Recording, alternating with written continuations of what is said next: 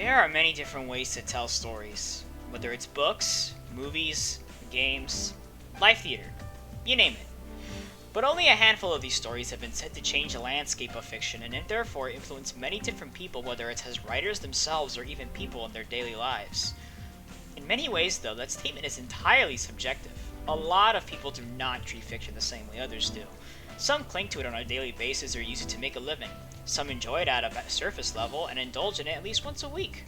Some straight up say they'll watch a show, believe it in the background, and not notice or care about anything, and exclaim to themselves, "Wow, that was awesome!"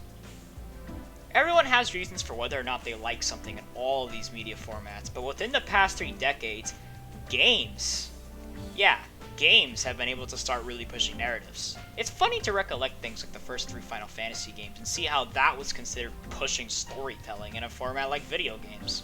With the advent of the internet and the evolution of games and its increasing number of platforms and genres, the landscape of this field is unfettered and rife with exciting and innovation talent.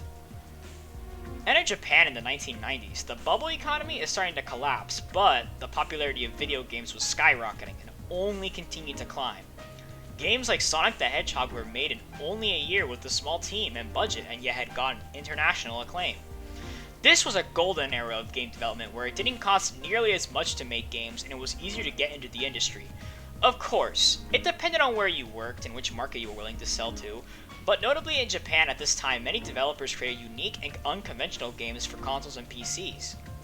Some of the more grittier American games in this time period, especially on the PC, had a very gnarly appeal to them and were fondly seen by many.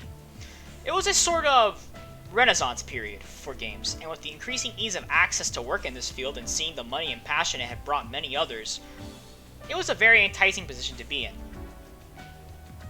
Visual novels were a genre mostly found in Japan-only titles in the earlier years, but as the 90s came to a close, small cult followings were starting to amass in the West for these games, and by the mid-2000s these VNs were starting to see English releases, or at least fan translations. VNs allow players to be able to experience a book both accompanying sound, art, and depending on the budget, they could even include real gameplay or voice acting into the mix. If it wasn't for the super niche or anime image these games gave off, many more people could have been introduced to it and might have spread more widely as a genre. The truth is though, many people draw the line at visual novels, regardless of image. People want to play games, and others sometimes just want to read it with a physical book in their hands. Of course, the fans of these games aren't as tiny as a margin as they used to be, but sometimes certain creators or developers create entirely new things that can't really be applied to certain genres. It's happened in movies as well as games and books, and while these experiences as time passes eventually become classified, their initial impact and the vibrations of their work resound in a lot of media whether or not people know about it. The sheer existence of these works help shape the world of entertainment and can possibly inspire and make others or the creators themselves push the boundaries of their work and their lives. Goichi Suda, otherwise known as Suda51, was one such creator. Coming off of the backlash of his previous title and creative restrictedness at Human Entertainment, he formed his own company, Grasshopper Manufacture. At this juncture, he started to work on his first completely owned game. No one could tell him what or what not to do. With a small team of around 10 people, he was able to release this game in 1999 for the original PlayStation. Shiruba Jiken, otherwise known as the Silver Case, was released only in Japan until years later in 2016. He remastered it and released it in English. Despite relatively minute sales, he still re-released it. Suda mentioned it was because he had replayed it, and he really enjoyed it. He simply just wanted a new way of being able to play it, paying no heed to how it may fare in this day and age. So I bring up Suda51, or the Silver Case. Why should you care? And what does it pertain to media as a whole? Why would it? Simple. It was something that only could be made in the time period that it was released in. Yet, it's something that transcends 1999, and even fiction to this day as a whole. It invites people to experience a form of entertainment that you cannot get anywhere else. It radiates an always changing, enigmatic vibe and keeps the player on their toes no matter what's happening. From a glance, it could be described as a visual novel, yet it harbors nothing a visual novel or even a normal book would entail.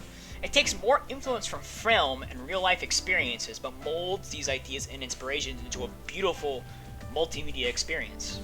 Even the game's subsequent sequels, Flower, Sun, and Rain, and the 25th Ward, do similar things, and despite the fact that I would say they're practically just as good as the Silver Case, the original does something that pretty much nothing else has. It is able to combine all forms of media into a cohesive yet unpredictable journey that only gets harder and harder to follow, but in a strangely good way. It presents ideas and actions very directly in the way that the game is displayed, only showing character portraits to show one is talking, and using specific art pieces to express when the game really wants you to show something or make you pay attention. There is no inner monologue and thoughts, only the raw spoken dialogue like in most movies, yet despite that, logically, if they did show these thoughts, like how many books do to give more character depth or development, it denies this line of thought outright. There is no reason to keep someone wading through a character's thoughts in this space of fiction. There are a lot of people who do read books and enjoy this feeling.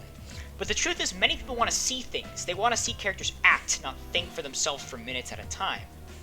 Many film adaptations of books work like this, and as such, it loses a lot of what the original story had. The Silver Case as an original work can easily decide for itself what is important and what isn't, and as such, it keeps things moving very quickly and keeps people engaged. Despite the Silver Case's mind-bending nature in the later half of the story, the main characters can speak in a very straightforward way and keep the player's feet on the ground. It adds a sense of realism to the plot and creates a feeling that despite its sometimes fantastical nature, that these things could possibly happen in real life if you're deep enough in that rabbit hole. This game grabs your brain and squeezes it real tight despite of what it's presenting to you, but continues to feel genuine through and through. It doesn't ever stop giving you information. Only some people who like to digest it thoroughly can piece everything together.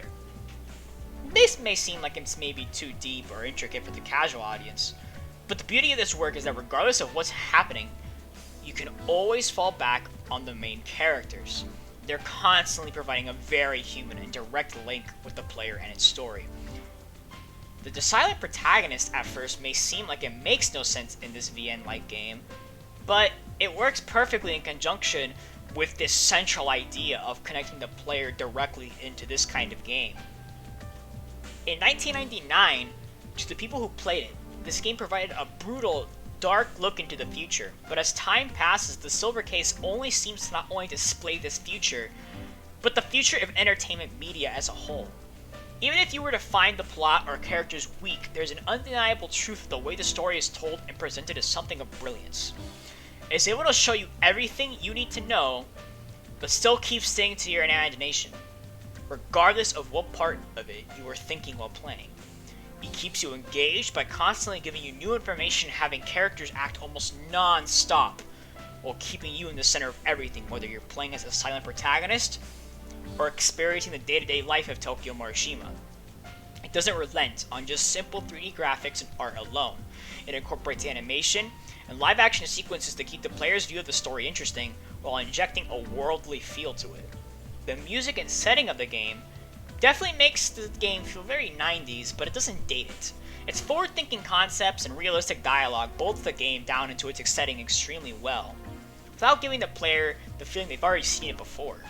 The Silver Case is able to successfully combine the best of different kinds of media formats into one, while presenting unforgettable dialogue, realistic characters with real problems, interesting visuals, charming soundtrack, a daring plot, and a huge vision for the future. This kind of multimedia experience is extremely hard to come by, and only time will tell if more people will see this game as a relevant piece of fiction that broaden the horizon for storytelling, regardless if it's a game or identified as something else in the future.